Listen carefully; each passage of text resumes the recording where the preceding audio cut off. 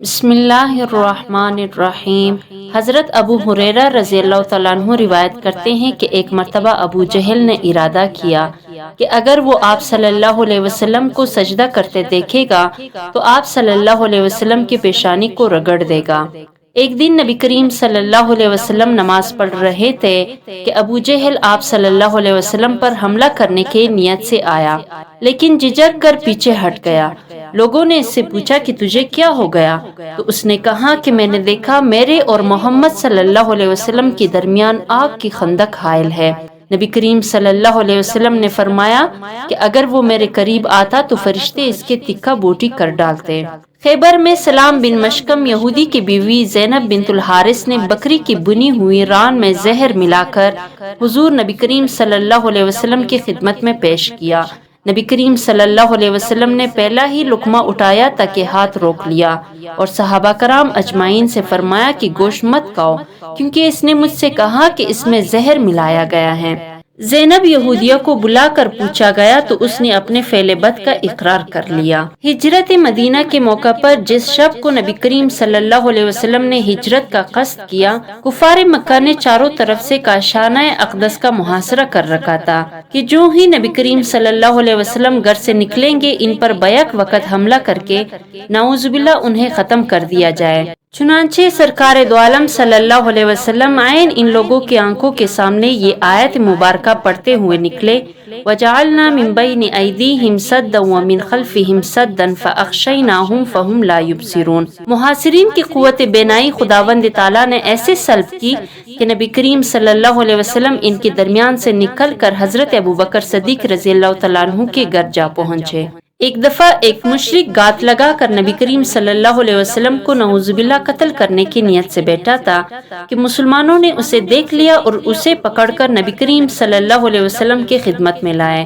حضور نبی کریم صلی اللہ علیہ وسلم نے فرمایا کہ اس کو آزاد کر دو، اگر یہ مجھ کو قتل کرنا چاہتا بھی تو نہیں کر سکتا تھا، کیونکہ قدرت نے اس کو عاجز کر دیا تھا۔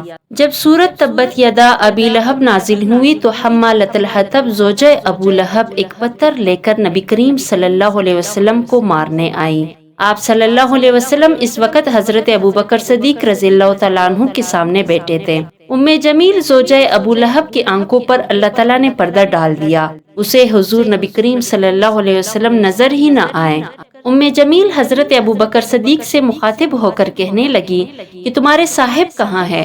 میں نے سنا ہے کہ انہوں نے ہمارے ہجو کی ہیں، اگر اس وقت وہ مجھے مل جاتے تو میں یہ پتھر ان کے منہ پر مارتی۔ یہ کہہ کر یہ وہاں سے چلی گئی۔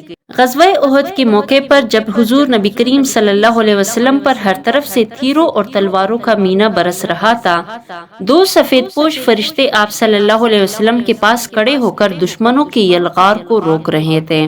حضور نبی کریم صلی اللہ علیہ وسلم کی بیٹی کلثوم رضی اللہ تعالی عنہا عتبہ بن ابو لہب کی نکاح میں تھی۔ جب سورت تبت یدا ابی لہب نازل ہوئی تو عتبہ نے اپنے والدین کے حکم سے حضرت کلثوم رضی اللہ تعالی عنہا کو طلاق دے دی۔ عتبہ نے اسی پر اکتفا نہیں کیا بلکہ رسول کریم صلی اللہ علیہ وسلم کے خلاف ناشائستہ کلمات کہیں اور دھمکیاں دی۔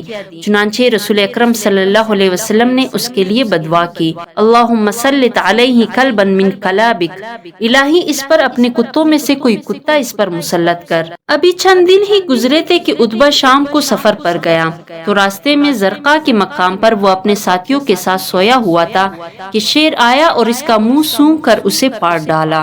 حضرت ابوبکر صدیق رضی اللہ تعالیٰ عنہ سے بعض لوگوں نے دریافت کیا کہ کیا اسلام لانے سے پہلے آپ نے حضور نبی کریم صلی اللہ علیہ وسلم کی نبوت و رسالت کا مشاہدہ کیا تھا؟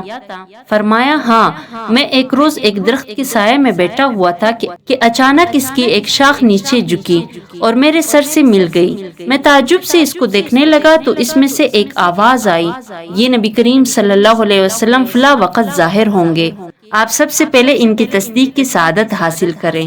بعض حضرات فرماتے ہیں کہ جب ہم جہاد کے لیے ہندوستان گئے تو اتفاقاً ایک بن میں گزر ہوا، وہاں عجائب قدرت کا ایک نیا تماشا دیکھا کہ ایک درخت کے سب پتے نہایت سرخ رنگ کے تھے اور ہر پتے پہ لا الہ الا اللہ محمد رسول اللہ سفید حروفوں میں لکھا ہوا تھا۔